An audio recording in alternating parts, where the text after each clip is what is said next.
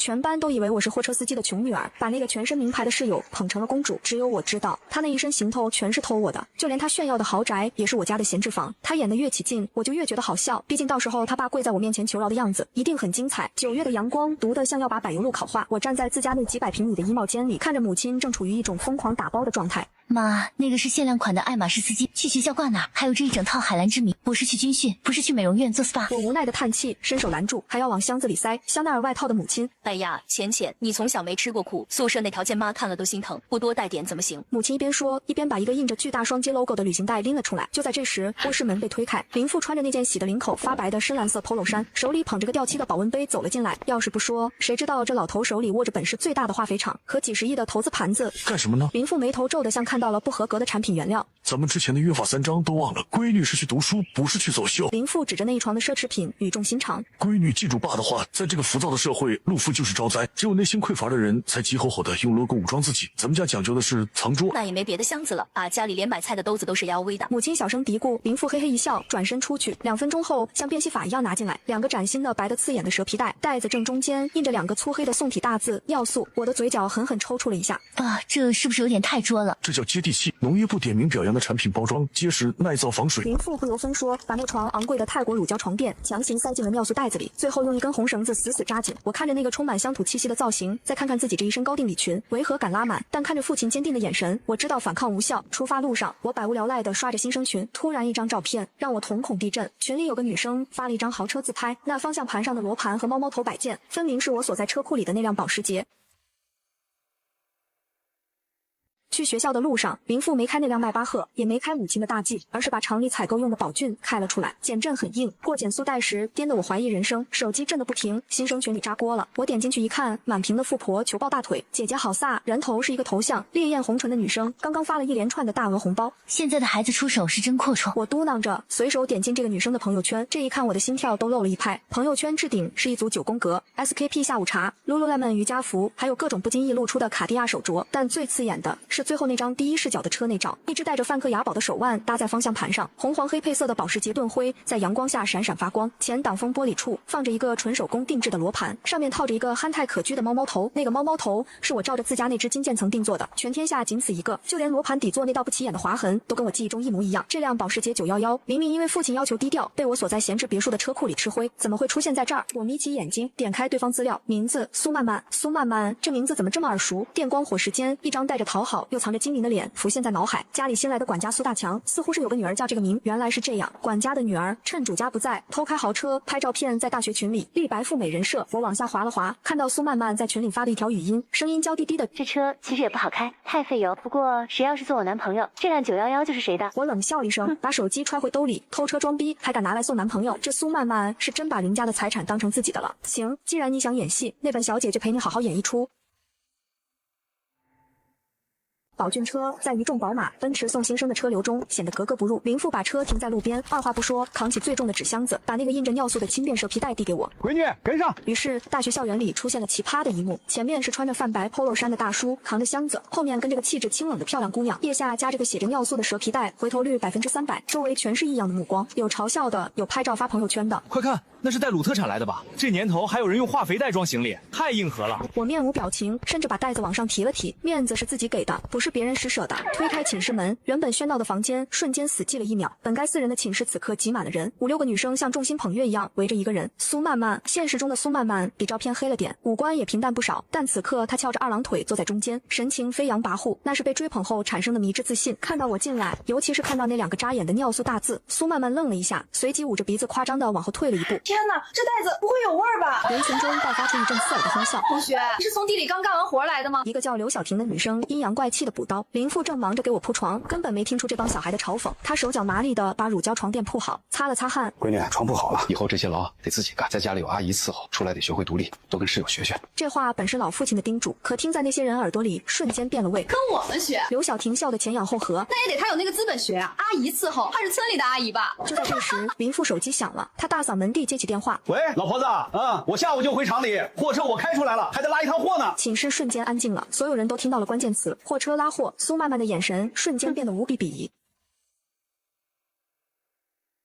货车司机啊。苏曼曼拉长了尾音，和旁边的刘晓婷交换了一个充满优越感的眼神。在他们构建的鄙视链里，我已经被打上了底层蓝领子女的标签。林父挂了电话，憨厚的笑了笑，完全没意识到自己已经被打上了穷人的标签。苏曼曼摆弄着手里那个崭新的爱马仕挂件，我一眼就认出那是母亲前几天刚买回来还没拆封的，阴阳怪气的开口了：“你爸爸对你可真好，还亲自给你铺床。哎，真羡慕，不像我爸这会儿，估计正跟校长吃饭呢，哪还管得上我啊？”他叹了口气，故作无奈。这就是命吧，不一样的父亲有不一样的父爱，有的人只能出力气，有的人只能出钱。这话说的极有水平，明捧暗踩，赤裸裸的阶级炫耀。我跟父亲对视了一眼，知父莫若女。我从父亲那个关爱智障般的眼神里读出了一句话：这姑娘是不是脑子不太好使？林父拍了拍我的肩膀，没搭理苏曼曼，带着我下楼。到了楼下，林父脸色严肃起来：闺女，我看那个叫苏曼曼的心术不正，你要学会识人。咱们虽然有钱，但那是为了过日子的，不是为了演戏给别人看的。放心吧，爸，我知道。我点头。对了，林父从兜里掏出一把钥匙，塞进我手里。这是市中心那套别墅的钥匙，本来不想给你的，怕你搞特殊化，但看这寝室氛围，你要是实在不想住，就去那边住几天。那是那套闲置别墅的钥匙，也就是苏曼曼偷车的那栋房子的钥匙。我握紧钥匙，眼神玩味。爸，我知道了。送走父亲回到寝室，苏曼曼已经不在了。到了晚上熄灯前，她提着大包小裹回来，脸上画着烟熏妆。哎呀，我都说了不要，赵泽非要送我个 Tiffany 的项链，真烦人。苏曼曼一边炫耀，一边用挑衅的眼神看向正在看书的我。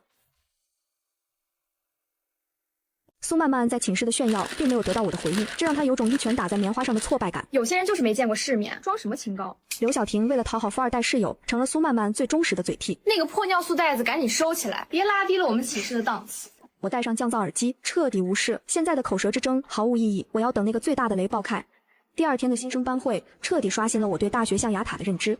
辅导员马老师，一个打扮得花枝招展的女人，站在讲台上，眼神精明的像个算盘精。没有竞选演讲，没有投票环节，马老师直接拿着一张名单宣布：经过综合考量，班长由苏曼曼担任，团支书是赵泽，学委是刘晓婷。全班哗然。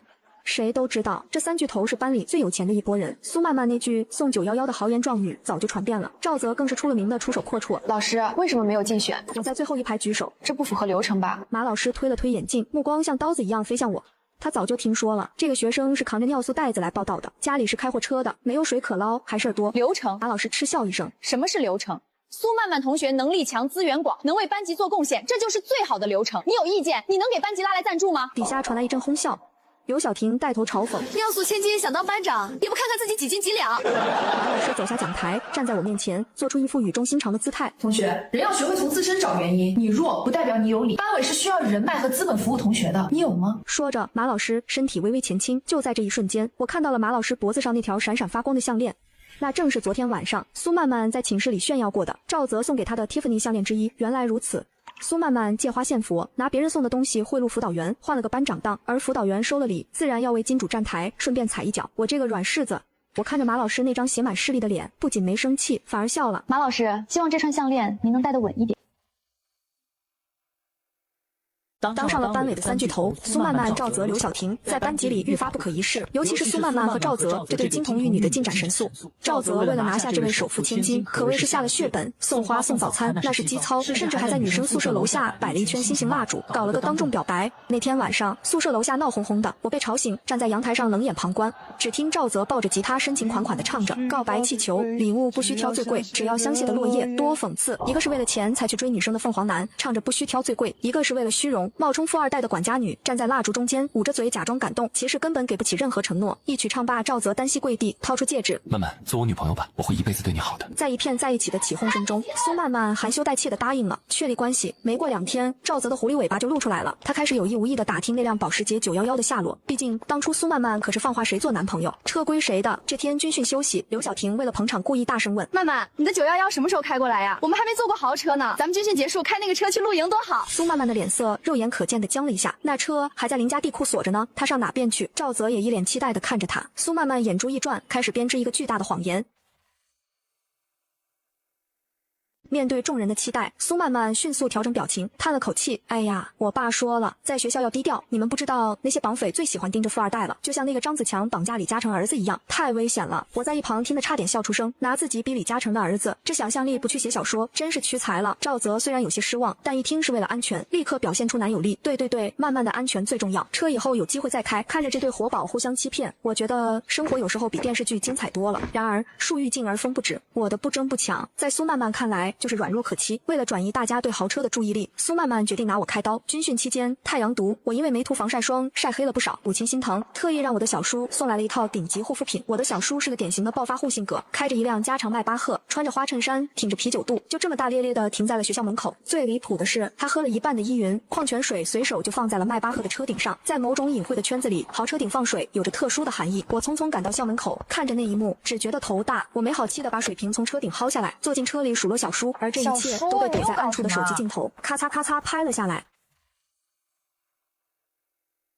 小叔，你能不能低调点？这是学校。我坐进车里无奈的扶额，这不就是个水瓶吗？小叔一脸无辜，从后座拿出一个香奈儿的袋子递给他，拿着，你妈给你的，看看你晒得跟个黑煤球似的。我拿了东西，为了避嫌，下车后特意把显眼的香奈儿包装袋拆了扔进垃圾桶，只把里面的护肤品揣在兜里。临走时，小叔还特意追下车，递给他一瓶新水，拍了拍他的肩膀，嘱咐他好好照顾自己。这一系列动作，豪车、油腻男、给名牌、扔袋子掩人耳目、拍肩安抚，在不知情的人看来，简直就是一出完整的交易大戏。第二天，学校的贴吧爆了，一个标题为今天大瓜大一新生被包养实锤，有图有真相的帖子被顶到了首页。我点开帖子，一股寒意直冲天灵盖，照片拍得极其刁钻，把小叔拍他肩膀的动作拍得暧昧不清。发帖人还配上了恶毒的解说，豪车顶放水，懂的都懂，大一女生不知廉耻，上了老男人的车，下车后还把包装袋扔了掩人耳目，简直是惯犯。评论区已经沦陷，这不就是那个尿素女吗？平时装的挺清高，原来是干这个的，怪不得人家苏曼曼说她是山猪，原来是这种货色。我坐在寝室里，听着苏曼曼和刘晓婷故意放大的嘲笑声，那种老男人也下得去嘴。我是真佩服刘晓婷阴阳怪气，我握紧了拳头，直接打电话给父亲公司的技术部。我爸虽然要求我生活低调，但在保护我的安全这方面绝对是雷霆手段。技术部很快查到了发帖人的 IP 地址，就在学校，就在女生宿舍楼，甚至就是在这个寝室。苏曼曼特意用了5G 流量发帖，以为这样就能避开校园网监控，但他低估了邻家技术团队的能力。看着手机屏幕上的证据，我眼神冷了下来。本来只是想看苏曼曼演戏，没想到对方想要我的命。既然如此，那就别怪我不客气了。然而还没等我反击，更恶心的事来了，赵泽苏曼曼那个所谓的完美男友，在看到帖子后竟然加了我的微信，通过验证的第一句话就是睡了吗？紧接着开个价吧，那个老男人给你多少？我出双倍，我看你也挺带劲的，今晚出来陪我。看着这一条条令人作呕的信息，我感到一阵反胃，这就是苏曼曼引以为傲的爱情。我灵机一动，没有拉黑，而是回了一句模棱两可的话：今晚太晚了。这句话成了压垮苏曼曼理智的最后一根稻草。当晚，苏曼曼查赵泽手机时看到了这段对话，她没有怪男友渣，而是认定我是勾引男人的狐狸精。第二天，辅导员马老师的一条微信发到了我手机上：明天让你爸来一趟学校，这种丢人的事必须严肃处理。我回了一个好，这一次我爸终于没有再开那辆破宝骏，也没有开50宏光，他开着那辆被抠掉了车标的黑色大 G 来了。在学校门口，我看着那辆威武霸气却少了3叉星标志的车，有些哭笑不得。爸，这车标你妈上次开出去被人抠了，还没来得及修，车就是个代步工具，有没有标都一样开。我爸摆手一脸无所谓，我把事情的来龙去脉大概说了一遍。我爸听着脸色越来越沉，他平时看着像个乐呵呵的老好人，但作为掌管几千人企业的管理者，一旦动怒，那股威压是不怒自威的。到了办公室，辅导员马老师正坐在真皮转椅上，手里端着咖啡，看到林父那身普通的 polo 衫，眼里的轻蔑更甚了。林浅家长，你自己看看吧，你女儿在学校都干了些什么好事？马老师把手机扔在桌上，指着那个造谣贴。我爸看都没看手机，大马金刀的坐下，直视马老师。我看过了，但这都是造谣，造谣。苍蝇不叮无缝的蛋。马老师猛地拍桌子，唾沫横飞，照片拍得清清楚楚。我是不会允许这种害群之马留在我的班级里的。我建议你们主动办理退学。面对马老师的歇斯底里，我爸只是静静的听完，然后站起身，整理了一下衣领。说完了吗？网址我已经让法务保存了，每一条造谣的评论，每一个转发的 ID， 我都做了公证。这位老师，咱们法庭见。说完，我爸转身就走，留下彻底懵逼的马老师。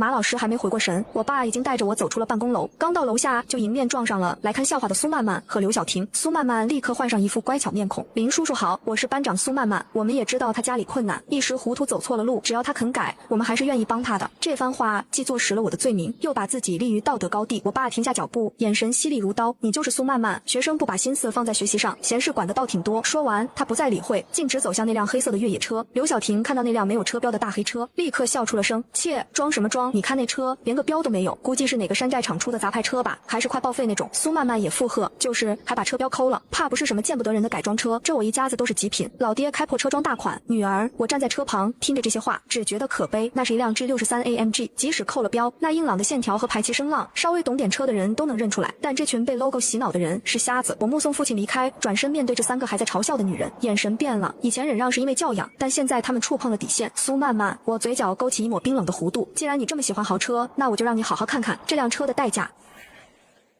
既然法律程序需要时间，那不如先收点利息。回到寝室，我给苏曼曼的父亲管家苏大强发了一条微信：苏大强，那辆911，我想保养一下，明天你帮我送到 4S 店去吧。苏大强秒回：好的，大小姐，您放心，我明天一早就去办。他并不知道自己的女儿正在学校冒充大小姐，还霸凌真正的主人。他只知道大小姐让他干活，他就要干好。我看着手机补了一句最关键的话：下周末回家之前我都不用车，这期间不用跟我汇报了。这句话对于心里有鬼的苏曼曼来说，就是一道免死金牌，也是一张催命符。果然，2天后，苏曼曼回了一趟家，再回来时，一阵低沉的引擎轰鸣声响彻了整个女生宿舍区，那是保时捷水平对峙6缸发动机独有的声浪。所有人都趴在窗户上看，只见那一抹亮黄色的身影极其嚣张地停在了宿舍楼下。苏曼曼穿着一身名牌，从驾驶坐下来，故意靠在车边不走。副驾驶下来的是赵泽，两人当众搂搂抱抱。苏曼曼看到人群外的我，特意甩了甩车钥匙：“哎呦，林大小姐，怎么样？开了眼没？这种车，你那个开破车的老爸，怕是这辈子都没摸过吧？”面对苏曼曼的挑衅，我没有生气，反而慢慢走了过去。赵泽搂着苏曼曼，一脸得意：“曼曼，别这么说，人家虽然没做过，但是人家经历丰富啊，说不定哪个金主开心了，也能让他摸摸方向盘呢。”周围传来一阵哄笑，我围着车转了一圈，手指轻轻划过车漆，淡淡的点评道：“车不错，就是不知道如果刮花了，修起来贵不贵？”刮花？苏曼曼像是听到了什么笑话，这可是贴了隐形车衣的。再说了，就算刮花了，本小姐有的是钱修，不像某些人连个补漆钱都掏不起。那就好，我点了点头，笑容意味深长。记住你说过的话。说完，我转身就走。苏曼曼心里莫名其妙的慌了一下，但看着周围羡慕的目光，虚荣心很快淹没了不安。她不知道猎人已经架好了枪。当天深夜，万籁俱寂，我换上了一身黑色的卫衣，戴上鸭舌帽，避开人群，来到了那辆违停在路边的保时捷911旁。我从兜里掏出了那把备用钥匙。借着月光，我看着那熟悉的车身，还有那个按照自家猫咪定制的摆件，心里其实有些心疼。但为了揭穿这个巨大的谎言，必须下猛药。我打开车门，先把那个独一无二的猫头摆件拿走了，这是最直接的物证。接着，我用钥匙的尖端对准副驾驶的车门，嗤，一声刺耳的摩擦声在夜色中显得格外清晰。那是金属划破顶级车衣，深深刻入底漆的声音。这一道划痕不仅划破了车，更是撕碎苏曼曼虚假面具的前奏。做完这一切，我关上车门，消失在夜色中。那个位置，我白天早就观察过，正好是监控死角。第二天一早，一声尖叫划破了宿舍楼的宁静。谁干的？到底是谁干的？苏曼曼疯了一样站在车旁，看着那道长长的划痕，整个人都在发抖，那是恐惧的颤抖，因为这辆车根本不是他的，而是主家的车。苏曼曼失魂落魄地冲回寝室，看到正在悠闲看书的我，猛地冲过去揪住我的衣领：“是你，一定是你把我的车划了，你这个疯子，你要赔我！”我淡定地拨开苏曼曼的手，整理了一下衣服，眼神锐利。苏曼曼说话要讲证据，你说是我划的，证据呢？没证据就是诽谤。看着苏曼曼那张扭曲的脸，我慢条斯理地补刀：再说了，你不是很有钱吗？一道划痕而已，至于记成这样，就像天塌了一样。这句话戳中了苏曼曼的死穴。如果是真富二代，车被划了固然生气，但绝不会是这种如丧考妣的恐惧。我是心疼我的车。苏曼曼强撑着：“哦，那你赶紧去修吧。”我漫不经心地翻了一页书，听说这车修一下可不便宜，尤其是贴了顶级车衣的，要去 4S 店原厂重喷，没个几万块下不来吧？听到几万块，苏曼曼的脸瞬间煞白。她哪里有几万块？她身上所有的钱加起来，连几千块都没有。她只是个管家的女儿啊！看着苏曼曼那惊慌失措的眼神，我知道鱼儿咬钩了。接下来的几天，苏曼曼像是热锅上的蚂蚁，为了筹集修车费，她不得不开始向赵泽撒谎，而我又给管家苏大强发了一条致命的微信。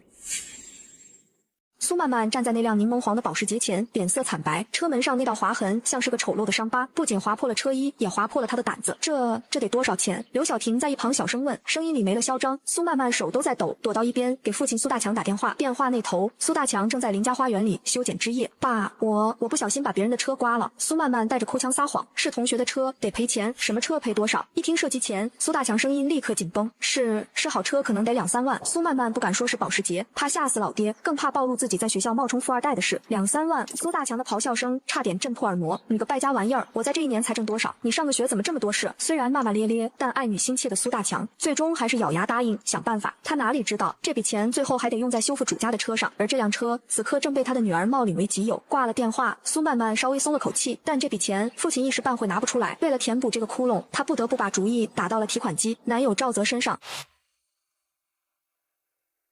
苏曼曼为了尽快把车修好，开始对赵泽撒谎：“阿泽，我看中了一款限量的包包，还差2万块钱。”苏曼曼依偎在赵泽怀里，声音软糯。赵泽虽然家里做生意有点钱，但也不是大风刮来的。听到又要2万，他的眉头皱了一下，心里开始犯嘀咕：这首富千金怎么总是手里没钱？那个据说身价过亿的老爸，难道不管女儿死活？曼曼，钱倒是小事，不过你那辆911修好了吗？咱们什么时候能开出去兜风啊？赵泽没有直接转账，而是再次提到了车。苏曼曼心头一紧，谎言像雪球一样越滚越大。如果不给点甜头，赵泽恐怕要起疑心，他只能硬着头皮画大饼。快了，快了，等修好了，为了庆祝，我请大家去我家的别墅开 party。这话一出，赵泽的眼睛亮了。别墅，这可是验证女友财力的最好机会，也是他以后入赘豪门的资本。躲在暗处的我听到了这一切，嘴角冷笑。别墅，那可是你给自己挖的坟墓。苏曼曼为了圆这一个谎，不得不动用更大的谎言。他再次拨通了父亲苏大强的电话，这一次他要的东西比钱更烫手，林家闲置别墅的钥匙。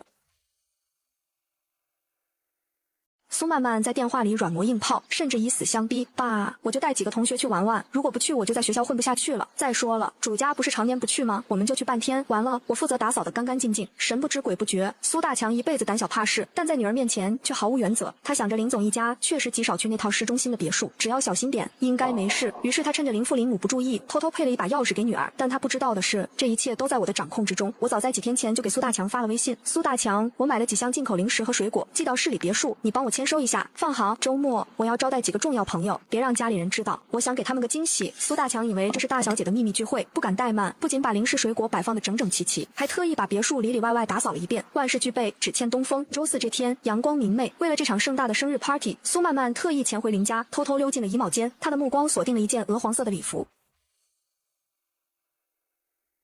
苏曼曼从林家的衣帽间里借出了一件高定礼服，那是我成人礼时母亲特意找设计师定制的鹅黄色抹胸纱裙，腰间镶嵌着施华洛世奇水晶，裙摆层层叠叠，宛如梦幻。看着镜子里穿着华服的自己，苏曼曼彻底陶醉了。她觉得自己就是那个万众瞩目的公主，是这栋豪宅的女主人。她完全忘了，这衣服不属于她，这房子也不属于她。下午班里的同学陆陆续续来到了别墅，推开那扇沉重的雕花大门，所有人都被眼前的景象震撼了。中央是挑高的大中厅，巨大的水晶吊灯垂下，两边是半圆形的石材楼梯，铺着厚重的波斯地毯。这地段，这面积在寸土寸金的市中心，绝对是身份的象征。哇，这就是有钱人的生活吗？苏曼曼家也太有钱了吧！这地毯我都得脱鞋踩。听着同学们的惊叹，苏曼曼的虚荣心得到了前所未有的满足。辅导员马老师也来了，他脖子上还戴着苏曼曼送的项链。看到我站在角落里，马老师一边吃着昂贵的车厘子，一边走了过去，准备再好好羞辱一番这个穷学生。餐桌上摆满了我特意让人送来的顶级零食，蛋雪、草莓、秦王、葡萄、哥地饭、巧克力，每一口都是金钱的味道。马老师把一颗车厘子塞进嘴里，对身边的我冷嘲热讽：林浅，你得多吃点这种好东西，估计你这辈子也就这一次机会能吃到了。你要学会感恩，人家苏曼曼不计前嫌邀请你，这是大度。我手里端着一杯柠檬水，看着马老师那副贪婪的嘴脸，淡淡的笑了。马老师说的对，有些东西确实不是谁都能销售得起的，比如不属于自己的富贵。马老师没听出话里的深意，只当我是嫉妒，翻了个白眼走开了。就在这时，2楼楼梯口传来一阵骚动，苏曼曼挽着赵泽的手缓缓走了下来。她穿着那件偷来的鹅黄色礼服，赵泽则穿了一身租来的燕尾服，两人像是在走红毯一样，接受着众人的注目礼。苏曼曼站在高处举起酒杯，欢迎大家来到我家，今天是为了庆祝阿泽的生日，大家尽情玩。我看了看手机，时间差不多了，我低下头给苏大强发了一条只有一句话的微信。我坐在那个几万块的真皮沙发上，手指在手机屏幕上轻轻敲击发送对象。苏大强，内容很简单，却足以致命。把那辆修好的911开到别墅来，我要用车。现在，与此同时，苏曼曼正站在蛋糕前，享受着众星捧月的快感。手机突然在手包里疯狂震动，她拿出来一看，备注是爸爸。她有些不耐烦，走到露台接起电话：“喂，爸，怎么了？我在忙呢。”电话那头，苏大强的声音像被掐住了脖子，焦急万分：“曼曼，快带着你的同学走，赶紧走！大小姐刚才发信息说要来别墅用车，马上就到。”什么？苏曼曼只觉得五雷轰顶，手里的电话差点掉在地上。他怎么会突然来？我怎么知道？你快点撤！要是被大小姐撞见，咱们全家都完了。苏大强吼完就挂了，显然正在往这儿赶。苏曼曼整个人瘫软在栏杆上，看着屋内狂欢的同学，看着那个还没切的3层蛋糕，眼前发黑，完了，全完了。如果现在被揭穿，他不仅会失去赵泽，还会身败名裂，甚至父亲的工作也会丢。不行，绝对不能让他们看见。苏曼曼深吸一口气，冲进大厅，一把拔掉了音响。店员原本喧闹的房间瞬间死寂，所有人都诧异地看着他。不好意思大家。苏曼曼脸色惨白，声音发抖。刚刚接到物业通知，说是消防要在半小时后来突击检查，因为这边的消防系统比较复杂，为了安全，我们需要立刻散场。啊，消防检查这才刚开始啊，蛋糕还没吃呢。同学们面面相觑，谁也没动。这理由太牵强了，哪有聚会开到一半赶客人的？赵泽更是觉得面子上挂不住，当场黑了脸。曼曼，你搞什么？今天是我生日，你让我朋友滚？不是滚，是没办法。苏曼曼急得快哭了，她甚至开始动手收东西，那些还没吃完的昂贵水果、精美的蛋糕被她像倒垃圾一样胡乱扫进垃圾桶。这一幕看得众人目瞪口呆，这哪里是豪门千金，这分明是个疯婆子。苏曼曼像个疯子一样，把几千块一盒的割地饭巧克力往垃圾桶里塞，嘴里还念叨着下次补下次，一定不记大家好不好？求求大家了，快走吧！就在这时，一道清冷的声音穿透了嘈杂。苏曼曼，你这么紧张干什么？我坐在沙发的主位上，手里依旧端着那杯柠檬水，气定神闲地看着这场闹剧。苏曼曼动作一僵，我微微一笑，消防检查而已，身正不怕影子斜，除非这里根本不是你家。这句话像是一根针，刺破了苏曼曼最后的心理防线。你胡说什么？这当然是我家！苏曼曼歇斯底里的吼道，冲过来就要拽我，你给我滚！这里不欢迎你，这个穷鬼！我轻轻一侧身，避开了他的手，眼神瞬间变得凌厉。穷鬼，苏曼曼，你是不是忘了这栋别墅的主人姓什么？苏曼曼愣住了，她当然知道这栋别墅姓林，你也姓林。苏曼曼喃喃自语，突然一个可怕的念头在她脑海中炸开，不可能，绝对不可能！那个开破车扛尿素袋子的林浅，怎么可能是这栋别墅的主人？就在这时，别墅的大门被人一把推开，气喘吁吁的苏大强冲了进来，他穿着一身管家的制服，满头大汗，眼神惊恐的四处张望。爸！苏曼曼下意识的叫了一声，全场死寂。同学们看看苏曼曼，又看看门口那个明显是工作人员打扮的中年男人，这不是苏曼曼他爸吗？上次我见过，这怎么看也不像大老板啊！苏大强根本没空理会这些窃窃私语，甚至没看女儿一眼，他的目光在人群中焦急地搜索，直到锁定了坐在沙发正中央那个穿着卫衣的身影。那一刻，他眼里的恐惧简直要溢出来了。苏大强的双腿一软，那是刻在骨子里的对主家的敬畏。他顾不上女儿，顾不上周围还有几十号人，踉踉跄跄地跑过去，在众目睽睽之下，扑通一声跪在了我面前。这一跪，声音沉闷而结实，跪碎了苏曼曼的豪门梦，也跪碎了在场所有人的三观。大小姐，我错了，是我教你无方，是我该死。苏大强一边磕头一边哀嚎，大厅里安静的连根针掉在地上的声音都能听见。赵泽张大了嘴巴，手里的酒杯啪的一声掉在地上，摔得粉碎。辅导员马老师手里的车厘子滚落在地，脸上的表情精彩纷呈，震惊、恐惧、不可置信交织在一起。只有我依旧稳稳地坐在那里，仿佛这一切都在预料之中。我低下头看着跪在地上的管家，问出了那句杀人诛心的话：苏大强，我的911修好了吗？苏大强跪在地上，冷汗把后背都浸透了。面对我的质问，他根本不敢撒谎，哆哆嗦嗦地回答：修好了，就在门口，花了多少钱？我的声音没有任何起伏，却让周围的人感到窒息。3万8，刷的谁的卡刷？刷的林总在修车店的预存余额。全场哗然，原来所谓的富家千金不仅偷车开，连修车费都是偷主家的。苏大强每回答一句，苏曼曼的身体就抖一下，那个不可一世的谎言气球被这一句句实话扎成了筛子。我点了点头，似乎对这个答案很满意。我的目光缓缓移向已经瘫软在地的苏曼曼，此刻的苏曼曼脸上昂贵的妆容已经花了，像个被拆穿的小丑。我站起身，走到苏曼曼面前，眼神冰冷如霜。苏曼曼车的事说清了，现在我们来算算这件衣服的账。我指着苏曼曼身上那件鹅黄色的礼服，一字一顿地说道：“你身上穿的这件礼服是我成人礼时，我妈特意去国外给我定制的，全世界仅此一件。”苏曼曼下意识地捂住胸口，想遮住那璀璨的水晶，却遮不住满身的罪证。你开的那辆保时捷是我名下的，就连你脚下踩的这块波斯地毯也是我家的。你还有什么要说的吗？真相大白，原来那个被全班嘲笑扛着尿素袋子的穷鬼，才是真正的豪门千金，而那个被他们捧上天的班长，不过是个偷用主家东西的贼，是管家的女儿。苏曼曼语无伦次，眼泪把睫毛膏冲得一道一道，黑乎乎的挂在脸上，丑陋不堪。就在这时，一直处于宕机状态的赵泽终于反应过来了，巨大的羞耻感瞬间淹没了他，他像个被戏耍的猴子，怒吼一声冲向了苏曼曼。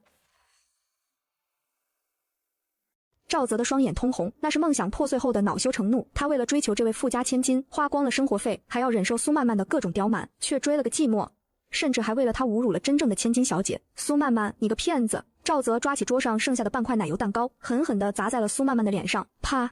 奶油四溅，苏曼曼尖叫一声，原本就狼狈的脸此刻更是没法看。你他妈玩我，你个贱人，还让我当你男朋友，你配吗？啊！赵泽，你敢打我！苏曼曼疯了一样扑上去抓赵泽的脸，两人瞬间扭打在一起，在大厅中央滚成一团。这就是所谓的上流社会聚会，最后变成了一场狗咬狗的闹剧。我嫌恶地退后一步，拍了拍衣摆上并不存在的灰尘。我没有理会那两个发疯的人，而是转身走向了那个一直想往人群后缩的辅导员马老师。马老师此刻恨不得找个地缝钻进去，他手里的那串蒂芙尼项链此刻像是一块烫手的烙铁，他势利演了一辈子，竟然看走了眼，把真神当瘟神送，把鬼当神供着。马老师，我微笑着，眼神却冷得吓人。我想问问您之前那个关于资本和人脉的理论，现在还适用吗？马老师哆哆嗦嗦，嘴唇发白，一句话也说不出来。我已经查到了你收受苏曼曼贿赂的证据，还有你平时在评奖评优中的违规操作。我从包里拿出一叠打印好的文件，轻轻拍在马老师的胸口。这些东西明天会出现在校长和教育局的办公桌上。为人师表，你不配。处理完老师，我转过身，环视了一圈曾经嘲笑过我的同学，那些人纷纷低下头，不敢与我对视，尤其是那个跟班刘晓婷，已经吓得哭出声来。大厅里只剩下苏曼曼和赵泽的厮打声，还有刘晓婷压抑的抽泣声。我的声音清亮，穿透了每一个人的耳膜。各位，我不希望以后在学校再听到任何关于我的谣言。我的目光扫过每一个人的脸，最后停留在刘晓婷身上。谁发的帖，谁造的谣，互联网是有记忆的。我的法务团队会挨个找你们谈心。我顿了顿，露出一个讽刺的笑容。毕竟我也挺有钱的，打得起官司，没人敢怀疑这句话的分量。在这个资本说话的场合，真正的资本已经露出了獠牙。苏大强还在地上磕头，苏曼曼还在尖叫，但这已经与我无关了。我拿起手机给父亲发了个微信，爸，来接我吧。戏看完了，这场闹剧终于落幕，但对于作恶者来说，真正的惩罚才刚刚开始。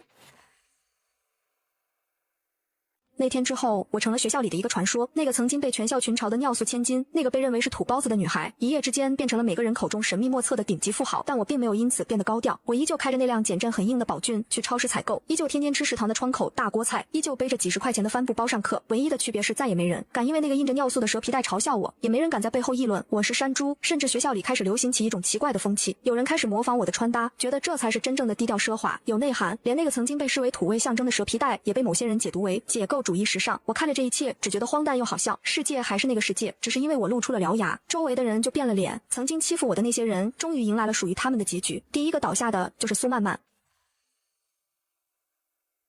对于作恶的人，报应来得很快。苏曼曼因为严重违反校纪校规，加上涉及盗窃他人财物、偷开豪车、偷拿贵重礼服，性质恶劣，直接被学校勒令退学。虽然林佳念在苏大强伺候过一段时间的份上，没有起诉苏曼曼坐牢，但这在圈子里已经传开了。他在那个所谓的名媛圈彻底社死。至于苏大强，也被林家毫不留情的辞退，因为手脚不干净，教女无方。他在行业内被直接拉黑，再也找不到体面的管家工作，只能去工地干苦力维持生计。听说后来苏曼曼回了老家一个小县城，匆匆嫁给了一个离异带娃的男人，每天为了柴米油盐争吵，那张曾经不可一世、保养得宜的脸早早的爬满了风霜。苏曼曼完了，那个曾经叫嚣着我有胃病只能吃软饭的赵泽下场也没好到哪去。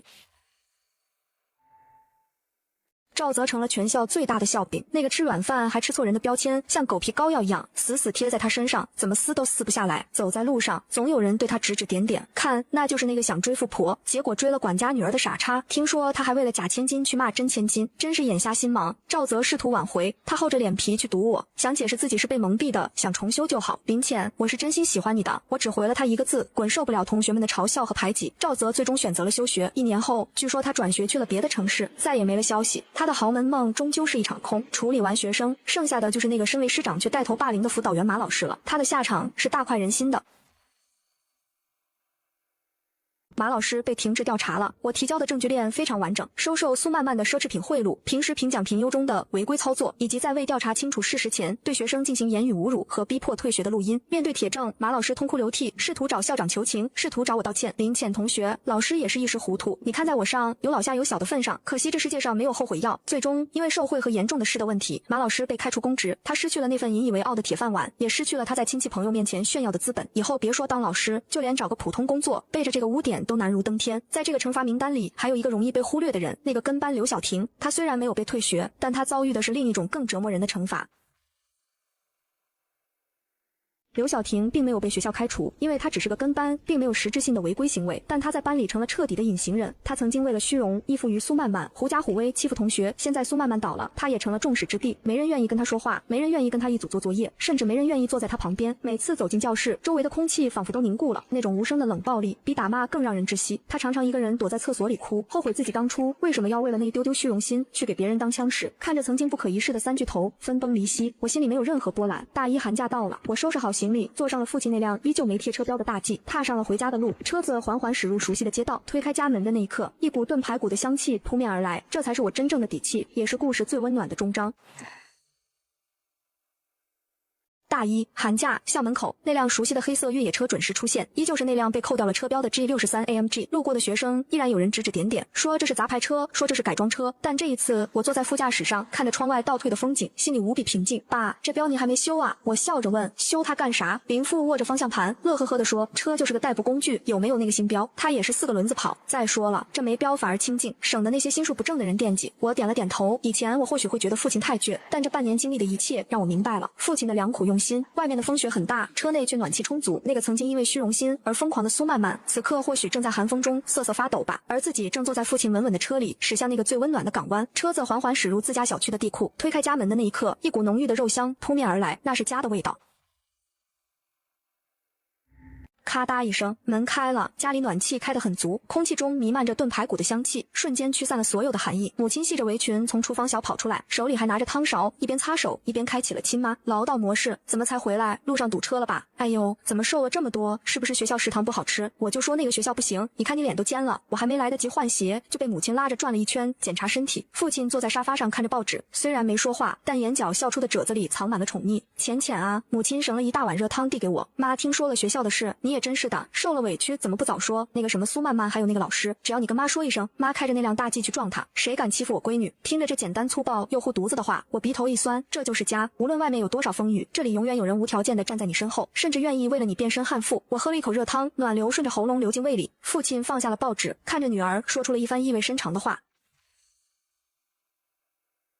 妈，没事都解决了。我笑着抹了抹嘴角的汤渍，父亲摘下老花镜，看着女儿眼神里满是欣慰。这个曾经在他羽翼下的小女孩，终于长大了，学会了自己面对风雨，解决了就好。林父的声音沉稳有力：闺女，这人生啊，就是一场修行。有些人迷了眼，那是他们心术不正，咱们只要行得正，坐得端，这福气啊，谁也抢不走。我细细品味着这句话。苏曼曼抢走了我的车，抢走了那个虚假的富二代身份，甚至抢走了同学的关注，但他抢不走我的教养，抢不走我的底气，更抢不走这个温馨的家。那些靠偷窃和谎言堆砌起来的所谓福气，就像泡沫一样，一戳就破。而真正的福气是像这碗汤一样，实实在在，暖人心脾。我想起了那个在别墅里的一地鸡毛，想起了苏曼曼那张因为贪婪而扭曲的脸，再看看眼前这温馨的一幕，我突然明白了一个道理。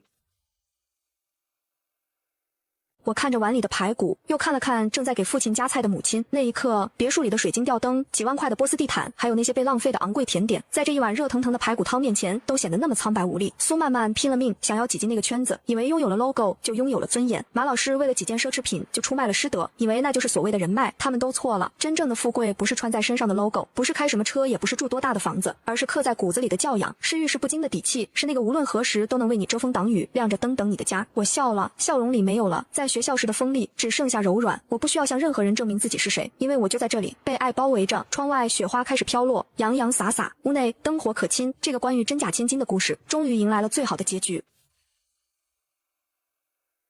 雪越下越大，把整个城市覆盖在一片洁白之中。所有的污垢，所有的谎言，所有的喧嚣，似乎都被这场大雪掩盖了。我放下碗筷，走到窗前，玻璃窗上倒映出一家三口其乐融融的影子。母亲还在絮絮叨叨地规划着寒假的食谱，父亲则在一旁乐呵呵地附和：爸妈，今年过年咱们去哪玩？我回头问道：哪也不去。林父大手一挥：就在家，让你妈给你做你最爱吃的红烧肉。好，我大声答应着。在这个浮躁的时代，总有人想走捷径，总有人想戴上别人的面具生活，但面具终究是面具，戴久了不仅会忘了自己是谁，还会窒息。只有当你卸下伪装，坦诚地面对生活，生活才会回报你最真实的温暖。窗外雪花飘落，屋内灯火可亲，这就是最好的结局。